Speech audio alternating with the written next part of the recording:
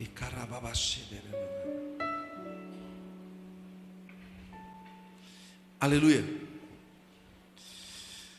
Todos os dias,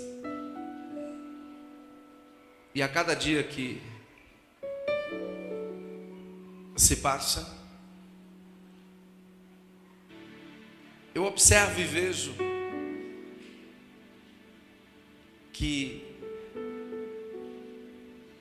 o que está para acontecer no mundo, e eu não estou falando de desgraça, porque a desgraça já é iminente, para onde a gente se vira, só coisa ruim. Mas eu creio que Deus está preparando algo tão extraordinário para a sua igreja no mundo inteiro. No mundo inteiro. E quando nós falamos de igreja, nós estamos falando de todos os que se dizem crentes.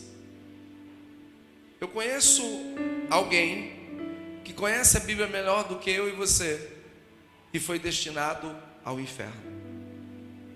Pergunta para o seu irmão: você sabe quem é essa pessoa? Diz assim para ele: Satanás. Conhece muito bem as Escrituras. Eu me lembro que a primeira vez em que eu entrei no centro de Umbanda com a minha mãe, na entrada estava escrito: Deus salve todos.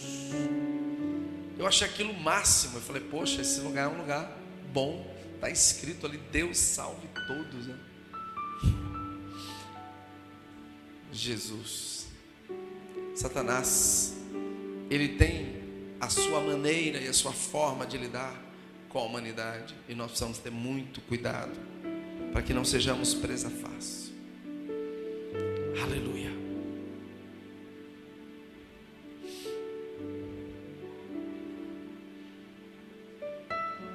Nesse livro, nessa carta, de 2 Coríntios 4, Paulo, escrevendo essa segunda epístola para aquela igreja, e precisamente nesse capítulo 4, começa a ministrar algo, obrigado querido, que fala muito ao meu coração.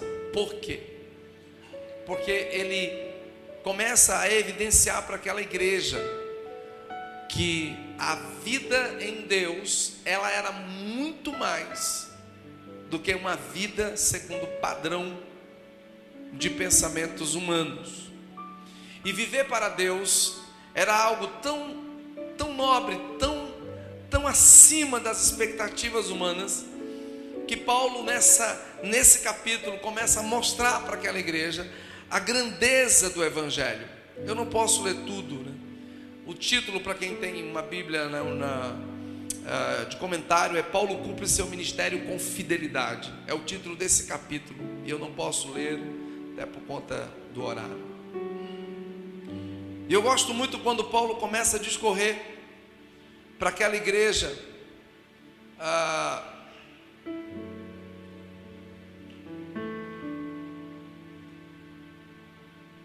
fé para que eles não viessem a desfalecer, a não desanimar. Paulo começa a incentivar aqueles irmãos para que eles não vivessem, ou de certa forma absorvessem um evangelho adulterado.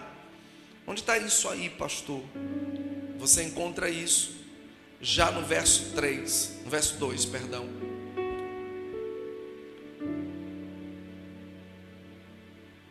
É interessante porque quando ele discorre sobre essa questão de um evangelho não adulterado, ele diz que o evangelho de verdade, o evangelho de peso, que muda, ele está encoberto. Ele diz isso no verso 3.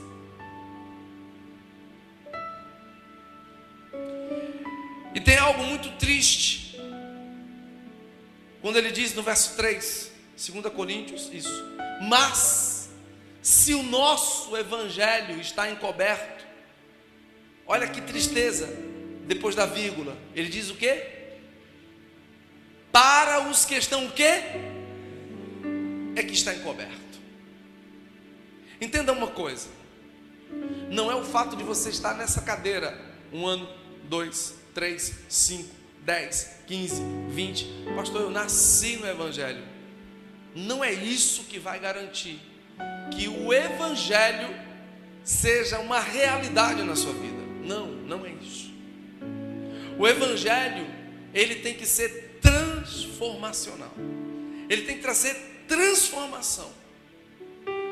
O Evangelho, traduzido para uma palavra no português que significa metanoia, ou mudança de mentalidade, sair de um ponto para o outro, é mudar. Não adianta você ficar aqui ano após ano, se você não é alguém que decide morrer para as suas próprias vontades. Não adianta você ficar escutando discursos se você já definiu o padrão que você quer executar no seu caminhar diário. Não adianta. É necessário que você absorva o Evangelho. Ele diz que esse Evangelho, o Evangelho da verdade não fraudado, ele está encoberto, mas para os que estão perecendo. Isso é triste. Mas o mais triste é porque é que esse Evangelho está encoberto para os que estão perecendo. Olha o que diz o verso 4. Gente, isso é terrível. Ele diz o quê? Dê uma pausa. A gente precisa analisar de maneira acurada algumas coisas. O Deus que está escrito ali, ele inicia-se com um D minúsculo. Porque quando você se refere ao único Deus, ele tem que ter o D maiúsculo. Na verdade, quem já estudou um pouco judaísmo sabe que é um nome impronunciável. Y, tem um apóstolozinho, V, a turma bota um E, mas nem se pronuncia. No português ficou como Jeová, Yahvé. Por isso que quando Moisés pergunta para ele, quando o perguntarem quem foi que falou comigo, quem transmitiu essa mensagem, o que eu vou dizer? Ele diz assim, o eu sou. Quando você analisa o eu sou, é que tudo está contido nele. Então o nome dele é impronunciável. Por isso que quando Paulo escreve no Espírito, ele diz que o Deus minúsculo, mas entenda uma coisa, diz assim para o seu irmão, apesar de ser um Deus minúsculo, ele é tido para muitos como um Deus. Durante uma década, nunca se fez tão necessário a manifestação desse Deus minúsculo. Inclusive a própria mídia, o cinema, tem tentado trazer a ênfase de deuses, especialmente deuses partindo do ponto de vista helênico. O que é isso, pastor? O grego, né? O helenismo vem da mesma palavra do grego. Essa cultura helenista, a cultura grega. Eu comecei a me interessar por isso, por incrível que pareça, quando eu tinha 12 anos de idade. Eu achava um mal barato aqueles filmes épicos. E eu nem de longe saberia que um dia eu teria que fazer um paralelo dessa cultura pagã deste Deus. Mas é impressionante que década após década, o diabo vem se reinventando para que as pessoas continuem, de certa forma, adorando a esses deuses.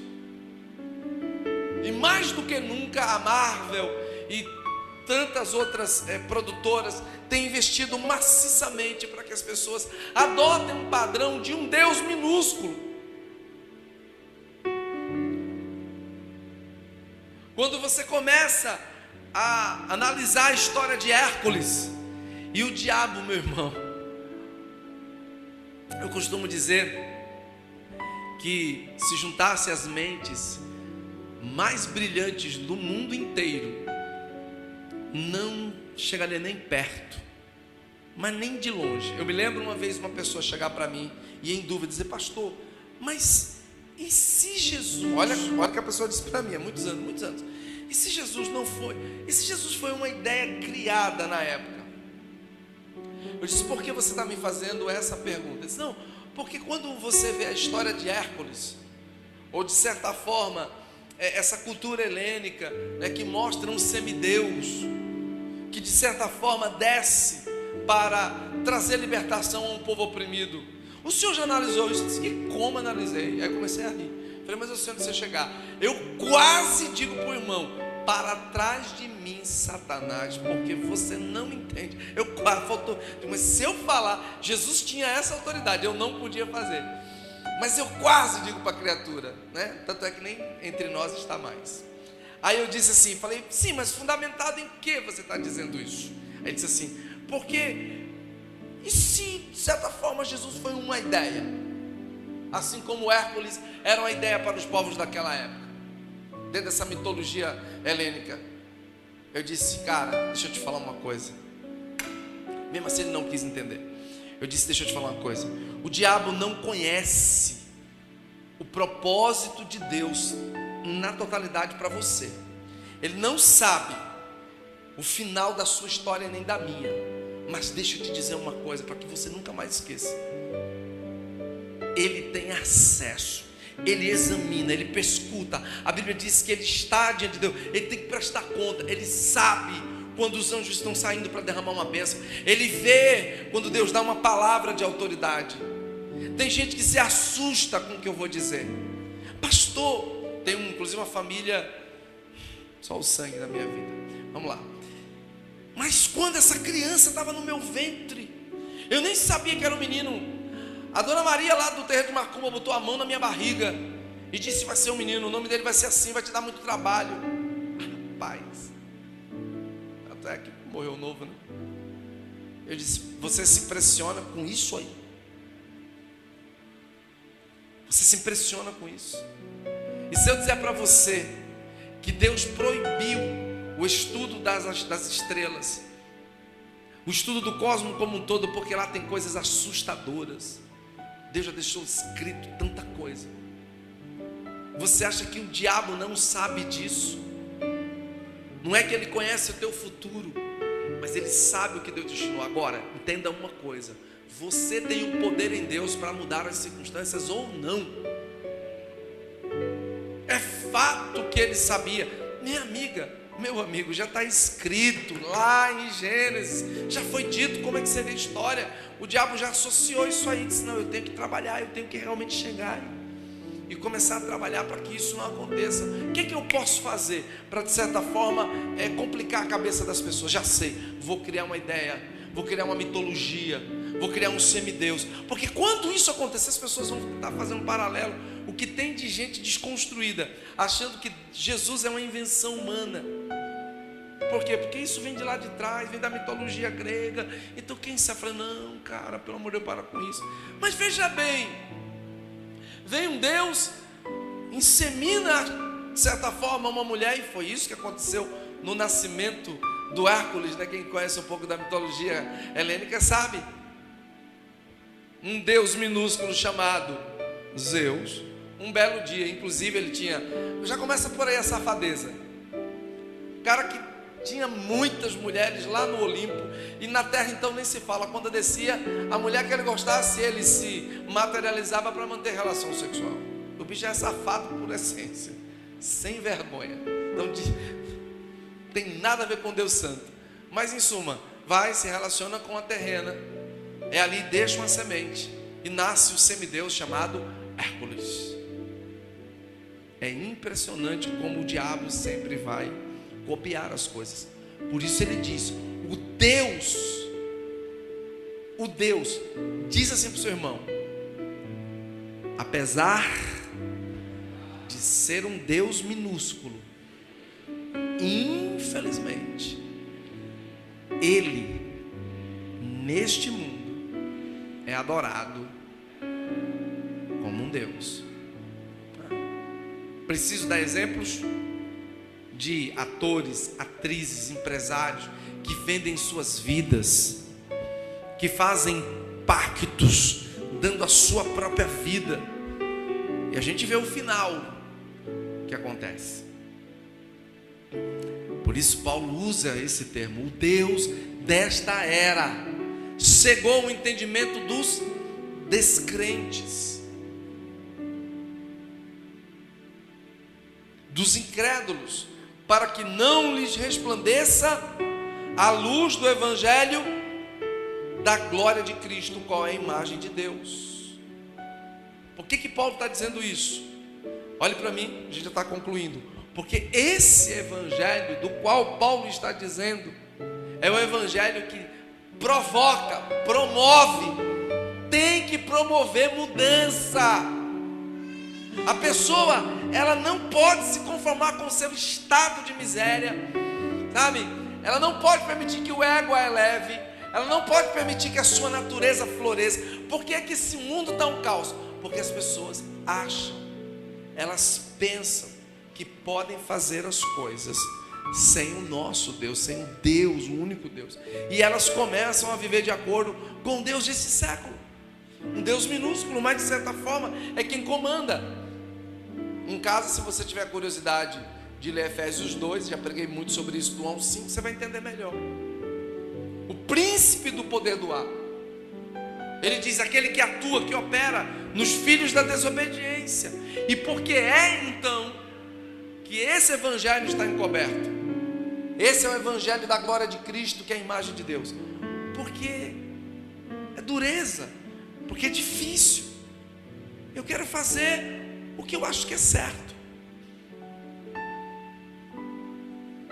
Eu quero fazer o que eu acho que é correto. Não importa se Deus está dizendo que é ou não.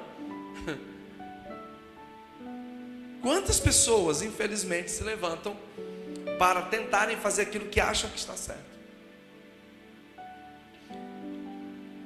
E aí Paulo dá um vislumbre, né, do que é esse evangelho. Aí ele vai para o 5 e diz: mas não pregamos o quê? Repita comigo: eu, ego. Agora você vai ter que falar para alguém, você não pode ficar sozinho. Diga: o evangelho só passa a ser evangelho quando o ego, o eu, é mortificado.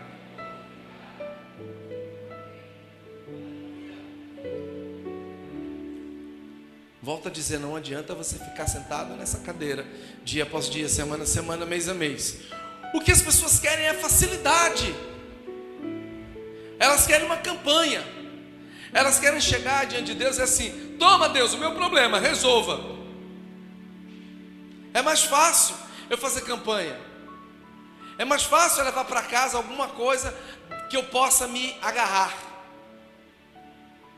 É mais fácil eu pegar uma toalhinha, é mais fácil eu pegar um crucifixo, é mais fácil eu pegar... Se a gente não tomar cuidado, até isso aqui vira um Deus. A gente acha que é o óleo. Eita, o óleo ungido. Quem disse a você que é o óleo ungido? Se óleo tem poder de alguma coisa, se o Espírito não tocar, ele é o cumprimento das Escrituras, ele é um artifício para mostrar que o Espírito é como o óleo também, como um unguento, como um bálsamo. Assim como o vinho pela uva, a água também pode ser representada no Espírito, o vento. A gente não pode fazer das coisas um Deus, mas é mais fácil, porque é tão difícil. Sabe o lugar hoje que tem mais incrédulo? A igreja. Se você estudar a história de Charles Finney, eu, 3 anos de convertido, peguei a biografia de Finney. Finney converteu, olhe para mim, porque eu não sei quem já leu essa história de Finney. Finney converteu, porque ele, semana a semana, ele via as pessoas ali clamando a Deus, orando a Deus, pedindo a Deus alguma coisa, mas aqueles que Finney convivia, viam eles fazendo totalmente o contrário, blasfemando, reclamando, murmurando. Ele entrou em crise com 20 e poucos aninhos. Espera aí, que Deus é esse? E ele começou a buscar um Deus verdadeiro, e o Espírito se manifestou na vida de Finney de uma forma extraordinária. Por isso, queridos, Paulo está dizendo que ele não prega a ele mesmo, mas a Cristo Jesus como Senhor. Acabou. Nós não pregamos o quê? A nós mesmos, mas a Jesus Cristo. Vírgula. Aí o que ele diz que Jesus Cristo é dele? senhorio, acabou. E a nós como escravos de vocês por causa de Jesus. Gente, você entende a grandeza desse evangelho? Quando eu examino isso aí, me dá uma tristeza quando eu olho a nossa igreja, a maioria das denominações vivem um padrão pífio, vivem escorregando em coisas toscas, tolas. Aí ele conclui: porque Deus que disse das trevas resplandecerá a luz, Ele mesmo resplandeceu em nosso coração para a iluminação do conhecimento da glória de Deus na face de Cristo. Aí ele entra: temos, porém, este tesouro em vaso de barro, para que a excelência do poder de Deus, para que a excelência do poder seja de Deus e não de nós. Eu não vou nem gastar muito tempo nisso aqui, porque isso aqui dá um monte de coisa. O que tem de gente querendo tomar a glória de Deus, querendo ser Deus, querendo fazer e acontecer, mas em tudo somos atribulados. Eu gosto disso aqui, gente, porque Paulo se mostra humano. Apesar de estar cheio de Deus, ele diz: em tudo somos atribulados, porém não angustiados, perplexos, porém não desanimados, perseguidos, porém não desamparados, abatidos, porém não destruídos. E aí, para fechar, ele diz: trazemos sempre em nosso corpo o morrer de Jesus, para que a vida de Jesus também seja revelada em... Vamos ler de novo? Vamos lá? Trazemos sempre em nosso corpo... Stop. Se você não vive a morte do eu, trazemos sempre em nosso corpo morrer de Jesus. Como foi que Jesus morreu? Na cruz, fazendo a vontade. É o mesmo exemplo, o morrer de Jesus, para que a vida de Jesus também seja o quê? E aí eu não posso deixar de falar: como é que você se revela na sua casa? Eu disse para um querido irmão hoje pela manhã, eu disse: que adianta você ganhar o mundo inteiro e perder sua família, perder sua mulher, seus filhos? Olha assim para minha cara. Eu falei: velho, não adianta. Não adianta. Se a vida de Jesus não for revelada em nosso corpo, como? Nas nossas atitudes diárias. Para todos aqui, sem exceção, independente de idade, o mundo vive o maior nível de promiscuidade de toda a história da criação humana. Porque lá atrás ainda era uma coisa setorizada, hoje é escancarada, é aberta. Você está em casa de uma boa com o teu menino, de repente lá vai cena de homossexualidade a 3x4, propostas das mais variadas, ideias loucas e alopradas que surgem assim. Essa semana eu estava orando e vendo uma matéria sobre algumas situações no mundo. Eu não sei quem chegou a ler essa matéria. Um banqueiro americano, cara, na verdade ele era bancário, chegou a ser gerente de um banco, juntou uma tremenda grana. Só para você ter noção, a cirurgia do cara foi $500 mil, que dá quanto hoje? Mais ou menos 2,5 milhões de reais.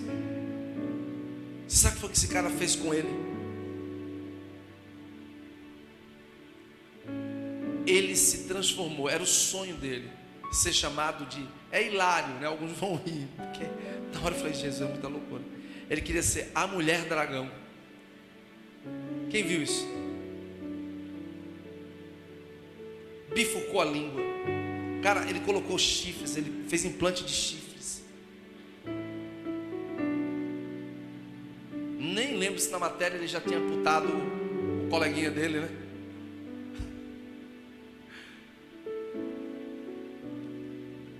Mudou a face. todo parecia um dragãozinho mesmo.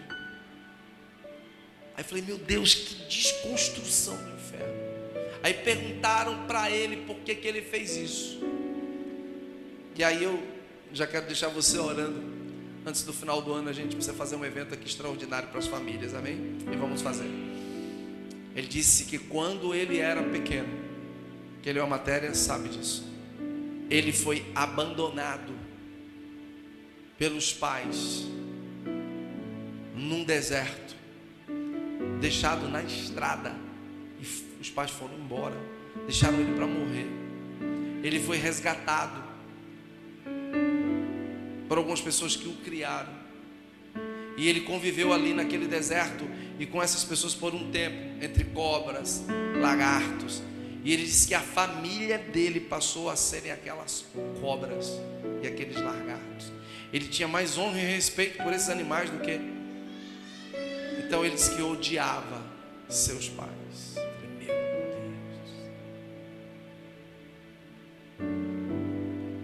Olhe para o seu irmão e diga assim para ele: apesar das suas lutas e das suas tribulações, Deus tem um propósito para nós. Vamos colocar de pé. Nós precisamos perder o foco, tirar o foco da nossa luta pessoal. Sabe por quê? Porque à medida que você vem para cá orar, chorar, em casa, jejuando, ninguém aqui é obrigado, mas esse mês, acredito que dessa semana a outra, nós vamos fazer 7 dias de jejum. Você não precisa entrar nisso, tá? Por favor. Porque eu sei que tem gente que toma medicação, tem gente que faz um monte de coisa. Ninguém é obrigado. Não. Pastor, se você te fazer eu posso fazer 24 horas, 12 horas, não tem problema. Não, vamos fazer 7 dias de jejum, uma refeição só por dia. Amém? Uma refeição só por dia. Por que isso? Porque nós precisamos orar e jejuar por essa geração. Nosso propósito da igreja não é outro, de pedir a Deus que nos use como seus agentes de transformação. Mas como é que você vai fazer isso se o morrer de Cristo não está em você? Se você muitas vezes não quer morrer para suas vontades, você decide, eu tenho minhas razões, eu tenho minhas convicções. Você acha que a minha mulher não morre para as vontades delas e eu não morro para as minhas? Morremos todos os dias.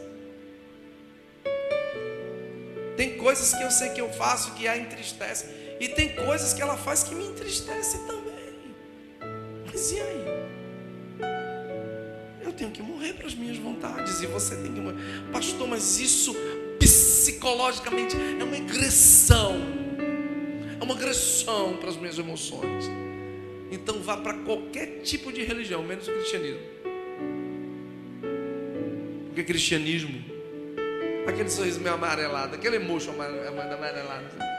O cristianismo é a morte do eu, do ego. Não tem jeito, filho. Então, se você não quer morrer para suas vontades, quer continuar com os pitis, porque o irmão fez isso comigo, porque a irmã fez isso comigo. Você tem um pastor que ele tem prazer em arrancar a quereca. Não pensa num cara que tem tara de chegar assim, ir lá na ferida e vai arrancar isso aqui. Não, pastor, mas não é tão gostosinho. Vai ficar não, porque senão pode necrosar, e se necrosar vai contaminar o corpo. Eu não estou falando só do seu corpo, estou falando do corpo. Pela milionésima vez eu vou ensinar um princípio aqui. Já ensinei. Pelo amor de Deus, quando você tiver problema com alguém, não terceirize. A pastora já pregou assim: Rafinha, Rafinha, deixa eu te contar uma coisa. Eu estou com um problema com o Jordan, Rafinha. Lascou, velho. O Rafinha pode até gostar do Jordan, mas aí quando eu começar a falar de algumas coisas que eu estou vivendo com o Jordan, o Rafinha disse: rapaz. Aí um dia, olha pro irmão, teatro agora, teatro, olha pro irmão e faz assim.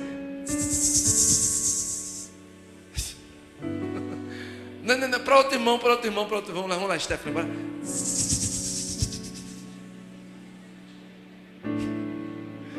Eu estou falando com a Rafinha, mas aí por trás está é o Rafinha, né? Aí o Rafinha, Kleber velho, o pastor veio para mim.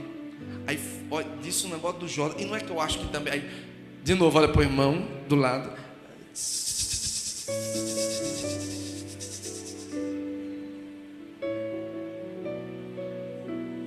Meu irmão.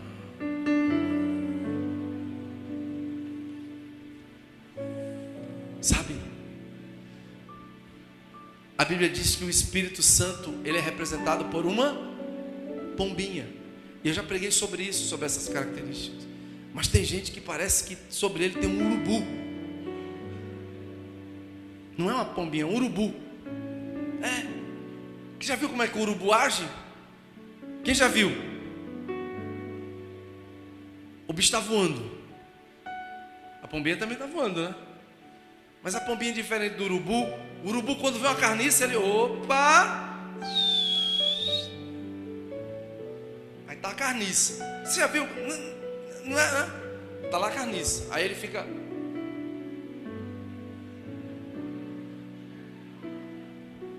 Aí quando chega alguém, ele. É ou não é? É ou não é? Aí quando a pessoa sai, ele. Se chegar alguém perto dele. Meu irmão, diz assim pro teu irmão: chotou do urubu da tua vida. Que o Espírito Santo te preenche. Você acha que algumas pessoas... eu vou tirar algumas dúvidas. Tem algumas interrogações. Às vezes eu estou pregando e olho para vocês e vejo a interrogação da poxa. Eu vou dizer para você porque é que saiu da vontade. Mas eu falo, vou nada. Eu estou pregando. Aí um monte de interrogação na cabeça de alguns. Pregando. Mas eu queria saber porque aquele irmão foi embora. Aquela irmã foi embora. Eu vou te dar a resposta. Diz assim pro irmão: se ligou? No urubu. É urubu. Não quer mandar o urubu embora. Aí não tem jeito, velho. Como eu gosto de tanger urubu. Vum!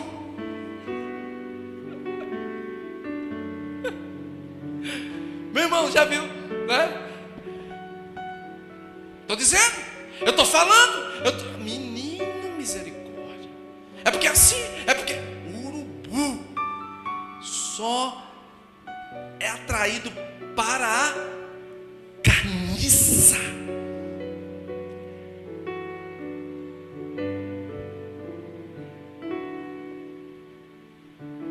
Aí fica, ou como logo essa desgraceira eu saio, velho. Aí por isso que de vez em quando aquele toco, ou você é preenchido do Espírito. Para.